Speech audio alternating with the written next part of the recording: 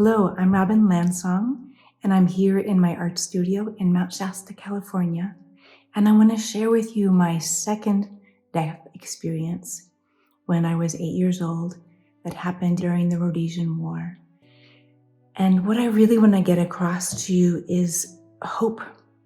And the real key that I got from this death experience is sometimes when we're at our very lowest point, when it seems like nothing good is ever going to come from this, that can be the moment when the ingredients are open to make something new that we never could see at the time, but maybe our divine source can see.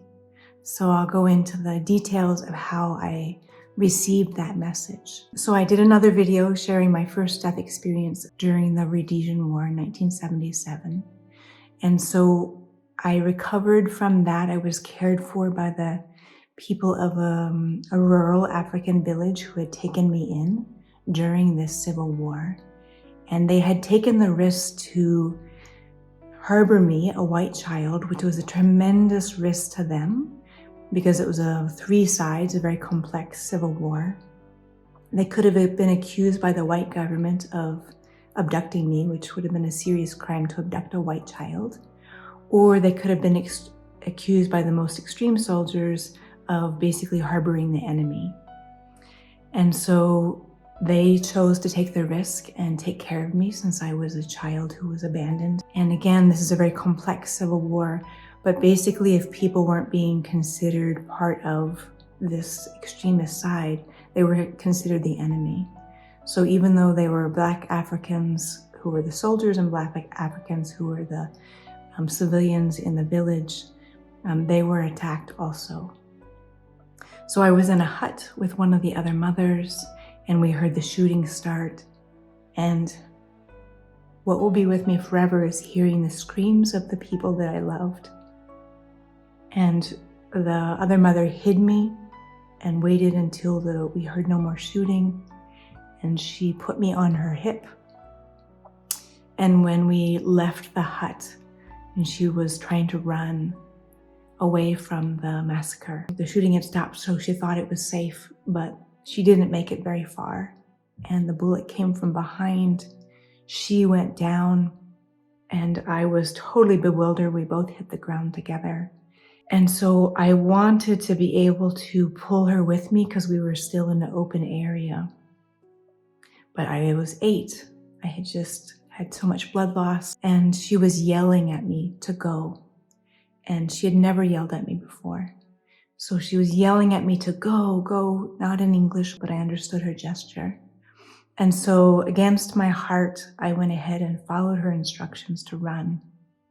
And I made it about another 30 feet before I collapsed from my bleeding. And I hit the ground face down into sand. Since then, I've been able to retrace my steps, and I know that it was sandy soil, so I lost my footing, went face down. And when I crossed over, it was an entirely different experience than my first death experience. And when I became aware, it was wide open, white space. And there was a song, a voice singing to me. And the voice was singing, "You will live. You will live." And I had a brain injury, but I was trying to comprehend what the song was saying. And I thought, if it's saying you will live, does that mean I died again? And so I looked around and I thought, well, I don't have a body. I'm in total white space. Maybe I died again. But I wanted to get curious, who's singing to me? Where is this song coming from? And so immediately I was moved closer to the voice. And I was looking through a white veil. And on the other side of the veil, I could see this being. And he was so powerful. And his skin was blue, and he had a black bun on the top of his head. And I could see all this jewels and ornamentation around him. And he was so powerful. I thought, how am I chosen to be in his presence? And I could tell with one hand he could create a mountain, and with the other hand he could destroy it. And he was the source of singing this song to me, "You will live." But what he began to show me, this vision of, he showed me the record player, kind of where this song was coming from. And I could see the record player close up, and like the stylus had been taken off, and I could see the record very close. And again, this is 1977, so it's record players. And there was a deep scratch in the record player. And I thought, oh, this record should be thrown away, it's damaged. And I heard his great booming voice say, "The marks are how I find you and recognize you. And those are the places that I can love you most." And I thought to myself, so you don't want to throw me away because I'm damaged? And again, he said, the broken open places are where I can get the love to you, the most open places. And so he again began to show me an image of this destruction is the places, the broken open places that we get to learn something new. And he was showing me two land masses that were flat land masses, and he was colliding them together, boom, to make this new mountain. And it was noise and destruction, and the animals were all running, and he was showing me again this new creation of this mountain. And he said, shall we keep the plains? But we have to destroy them so we can make the mountain. And then he started showing me the mountain coming down grain by grain in little drifts or little avalanches. And it was coming down to make the beach. And he said, shall we destroy the mountain so you can have the beach? And I said, I don't like the destruction part. Can I have the beach and the mountain? So I can have the warm sand to walk in and the beauty to look at? And he said, you're human. You don't understand these big cycles. But I'm continuing to show you that when things are broken apart, it makes the ingredient to make the beach. And we can't have the beach without the mountain being broken down. And he was showing me that even though the people that I had loved just going through a massacre, that even though there's nothing good that I could see that was going to come out of that destruction, that somehow through his powerful hands, there was going to be a new creation from this tragedy. And so he showed me that he was going to return me back to my body, back to my life, and that somehow I was part of this new creation. And so I trusted him because, again, he was so powerful. And I took a deep breath in and a deep breath out, and he returned me back to my body. And again, I was face down. I had sand in my mouth. I had fallen on my arm, so my arm was totally numb. My head was turned sideways. My brain felt swollen. This huge rushing, hissing noise in my ears. And I thought, I don't want to be alive. But I could hear his voice speaking to me. And it was his will that commanded me to crawl forward from that massacre. I didn't want to live. But he surrounded everything that I am. And his love, his presence is what made me crawl forward. His faith that I was going to be part of something new, part of something good. And he commanded me every inch to crawl forward. And he was showing me, you have to get away from the massacre. The animals are going to come at night, and you have to be far from that. So every inch I said, no, I want to give up. I don't want to keep going. And I was like a drop in the ocean of him,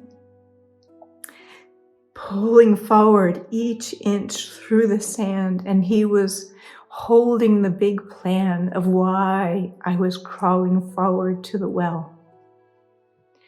And in the morning, again, he understood that there was a woman who was going to come to that well and save my life. But before morning came, I had a dream of everyone I had just lost that I loved, and they were all getting to cross over. And I wanted to be free, and I wanted to go with them, and I wanted to cross with them.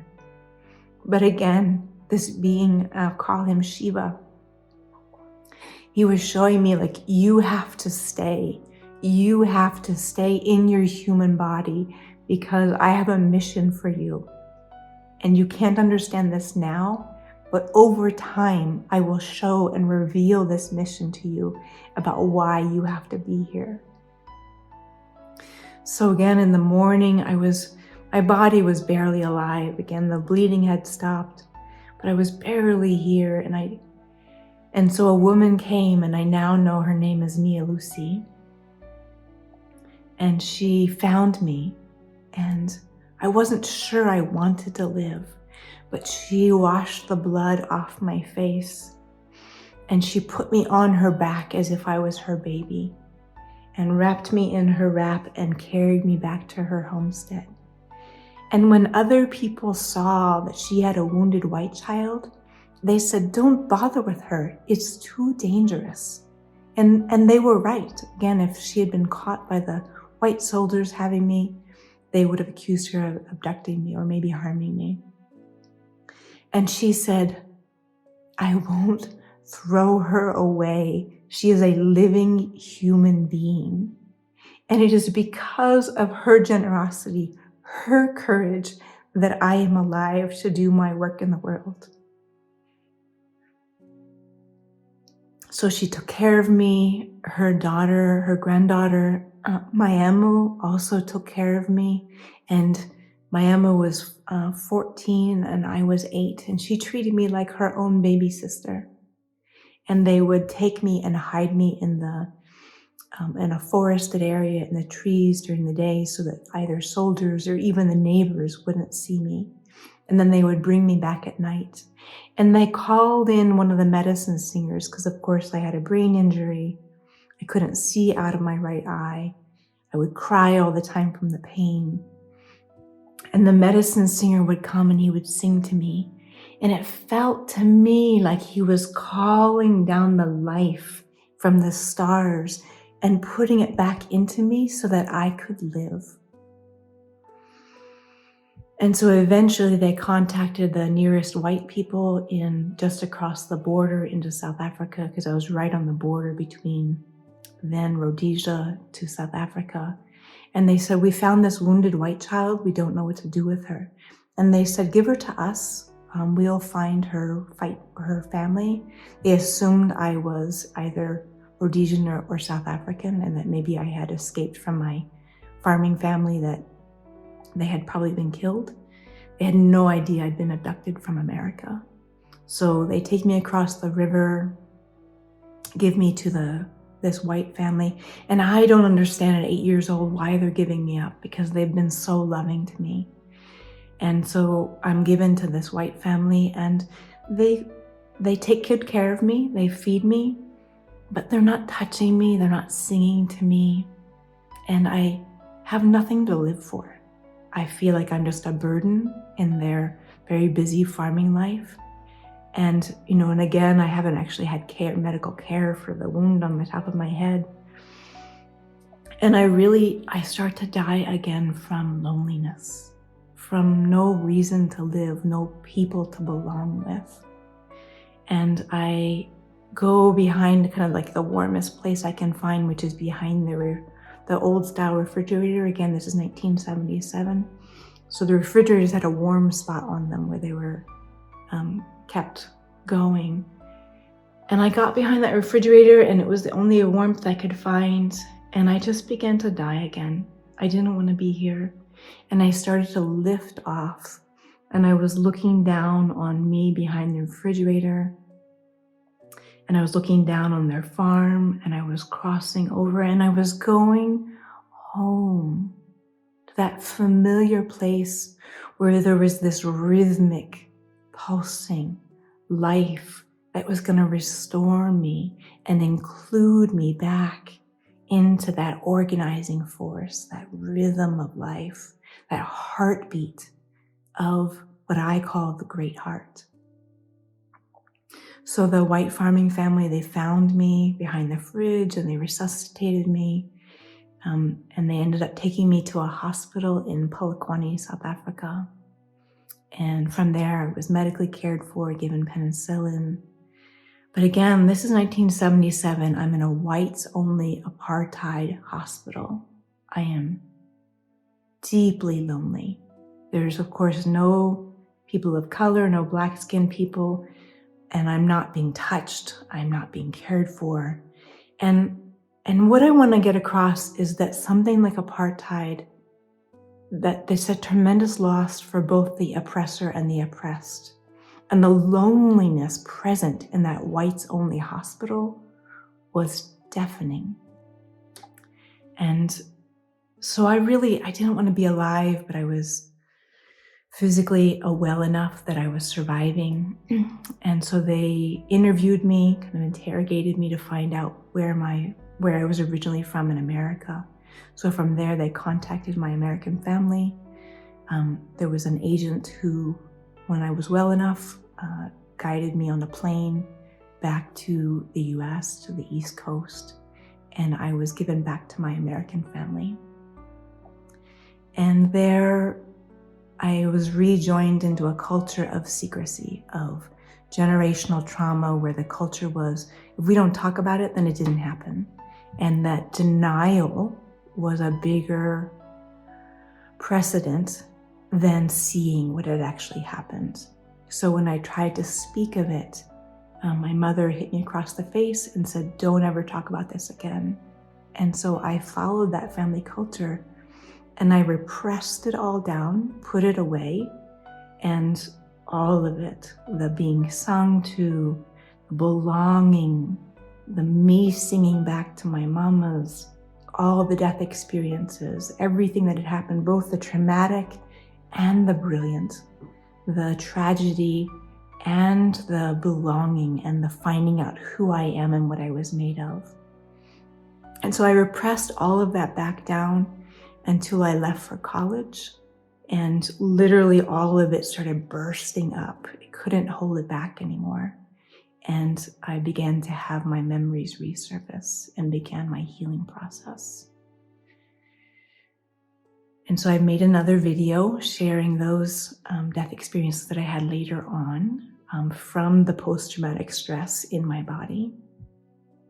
And so my really big message is, when we have these crushing life experiences that we think we'll never recover from, opening up our heart, knowing that somehow this might be breaking us open to know something greater than if we had had a continuous, safer life.